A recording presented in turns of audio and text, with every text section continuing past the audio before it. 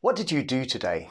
If I asked you that question, it's likely that you might tell me about some things that you did by yourself, but also some things that you did together with some other people.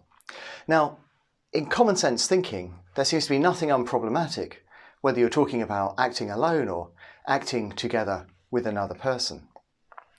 But theoretically, in philosophy and cognitive psychology economics, this turns out to be rather difficult.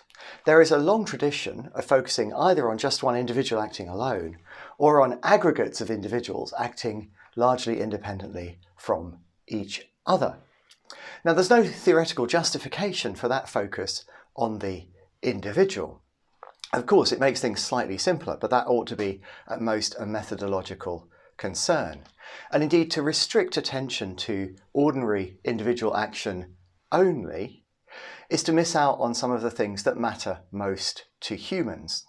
And the point here isn't just that we care to do things with each other, that we like doing it. Humans are, of course, one of the species that rear their babies cooperatively.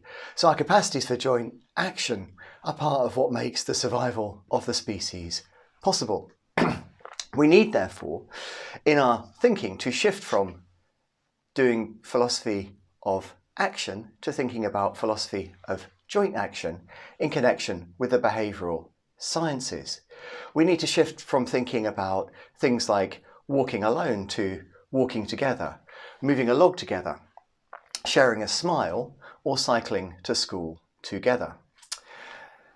So what we'll do is try to come up with a good theoretical foundation for thinking about these kind of examples of joint action, and to look at where we encounter problems that arise from the behavioural sciences, or where theories and concepts from the behavioural sciences can enrich and elaborate our philosophical thinking about the puzzles. So let's start by trying to get a pre-theoretical handle on this notion of joint action. I've already given you some examples like the two sisters cycling to school together, but a useful technique is to contrast the joint actions with cases that do involve people acting in parallel, but merely individually. So for example, we might have two sisters who are cycling the same route side by side. They would not be performing a joint action. Or to take a different example, suppose that you're in the Central Cafe in Budapest and in response to a previously agreed signal, you and the other members of the flash mob simultaneously crack open your newspapers, creating a loud noise which alerts people to the start of your performance. Now, it may well be that there is an onlooker who just by chance is sitting there and they simultaneously open their newspaper noisily with you. But of course, they're acting in parallel with you, but merely individually. They're not part of the joint action. So these and other contrasts are supposed to give us some justification for thinking that there is some kind of joint action and to give us a pre-theoretical handle on it.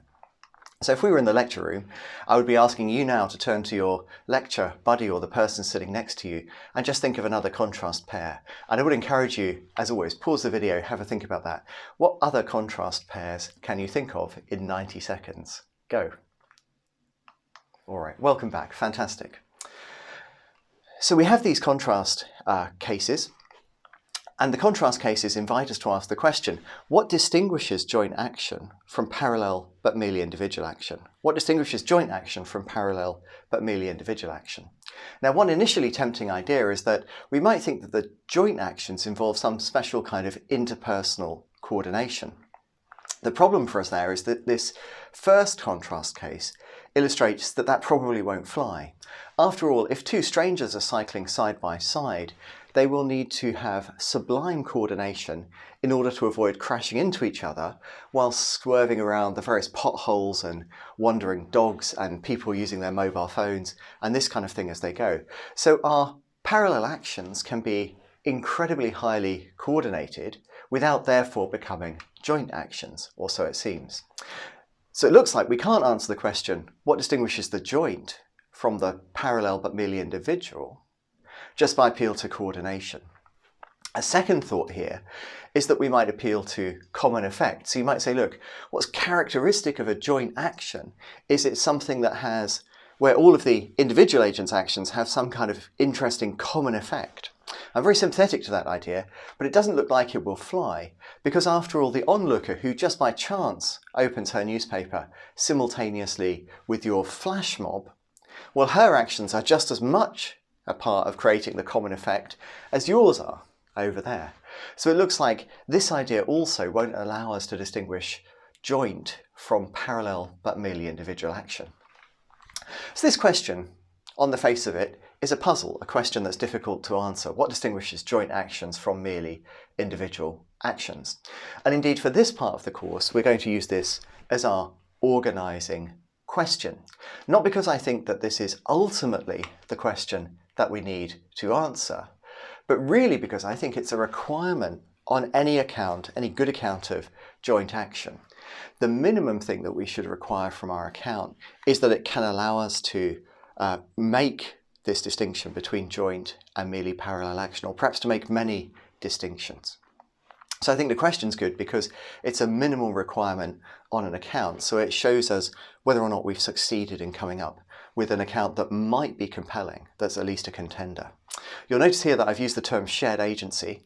Shared agency and joint action are interdefined, so an exercise of shared agency is a joint action. Shared agency is that which you exercise when you perform a joint action. So I'm regarding shared agency and joint action as terminologically interlocked. The last thing I want to say here is that we have an aim here, right?